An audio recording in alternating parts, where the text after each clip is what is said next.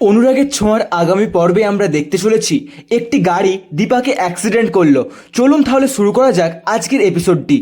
প্রজেক্টরে সূর্যের আগের ভিডিওগুলির মাধ্যমে দীপা সূর্যের আগের স্মৃতিগুলি মনে করানোর চেষ্টা করছিল। দীপা বলল, ডাক্তারবাবু একটু মনে করার চেষ্টা করুন। দীপা সূর্যকে আগের ফটোগুলি দেখাতে শুরু করলো। আবার সূর্যের সব কথাগুলি হালকা হালকা মনে পড়ছিল, কিন্তু পুরোটা মনে করতে পারছিল না সূর্য। সূর্যের সব আগের কথাগুলি যেই মুহূর্তে মনে পড়তে চলেছিল, ঠিক সেই সময় ইরা অভিনয় করে মেঝেতে অজ্ঞান হয়ে পড়ে গেল, যাতে সূর্যের স্মৃতিগুলি না ফিরে আসে। তাই জন্য ইরা অজ্ঞান হয়ে পড়ে গেল।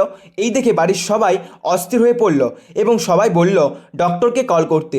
কিন্তু ইরা সেই মুহূর্তে বলে উঠল, কোনো ডক্টরকে কল করতে হবে না, দিদি জানে আমার ডক্টর কে।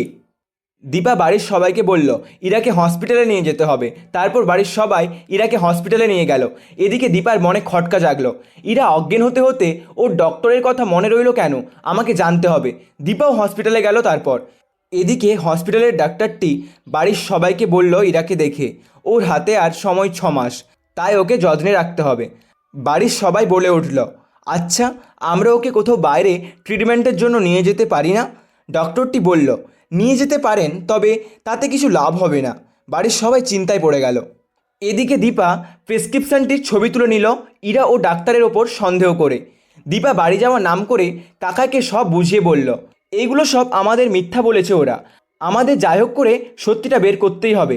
এদিকে সূর্যের পুরনো স্মৃতিগুলি হালকা হালকা মনে পড়ছিল এবং সূর্য বলল, আমার খুব মাথা যন্ত্রণা করছে, আমার মাথায় খুব লাগছে। তারপর সূর্য দীপার খোঁজ করছিল। দীপাকে দেখতে না পেয়ে সূর্য আরও অস্থির হয়ে পড়ল। এদিকে জ্যাঠাই বাড়িতে ফিরল, আর ওদিকে দীপা ওই প্রেসক্রিপশনটি ডক্টর স্যারকে নিয়ে গিয়ে দেখালো এবং দীপা বলল, ভালো করে দেখে বলুন স্যার, সব ঠিক আছে কি না এই প্রেসক্রিপশানে। এদিকে ইরা আর তার ডক্টর বুঝতে পেরে গেছে দীপা ওই প্রেসক্রিপশনটার ছবি তুলে নিয়েছে বলে, তাই তারা খুব ভয় পাচ্ছিল। এদিকে ইরা তার ডক্টরের সাথে তাদের গোপন কথাগুলি বলছিল। ঠিক সেই সময় দীপার দিদি ওদের সব কথাগুলি শুনে নিল। ইরা মনে মনে ভাবলো, আমি কি তাহলে ধরা পড়ে গেলাম? কি হবে এবার? দীপার দিদি বলে উঠল, কি বলছিলে তুমি ইরা? এটা শুনে ইরা বুঝতে পারলো দিদিভাই কিছু বুঝতে পারেনি। এদিকে দীপা তার স্যারের কাছে সঠিক তথ্যগুলি পেল এবং স্যারকে ধন্যবাদ জানিয়ে বাড়ি ফিরবে। এই সময় রাস্তায় দীপাকে কেউ একজন ফলো করতে লাগলো। তা দেখে দীপা দৌড়তে শুরু করলো এবং গাড়িটি তার পেছনে পেছনে আসতে লাগলো। কি হতে চলেছে এরপর দেখতে হলে টলিউড এক্সপ্লেনের সাথে থাকবেন এবং চ্যানেলটিকে সাবস্ক্রাইব করে রাখবেন। এবং ভিডিওটি ভালো লাগলে আপনারা লাইক করতে পারেন এবং কমেন্টও করতে পারেন। দীপাকে কি তাহলে ওই গাড়িটা অ্যাক্সিডেন্ট করবে কি না, এটাও জানতে পারবেন পরের এপিসোডে। পরের এপিসোড আসতে চলেছে খুবই শীঘ্রই। আজকের মতো টাটা।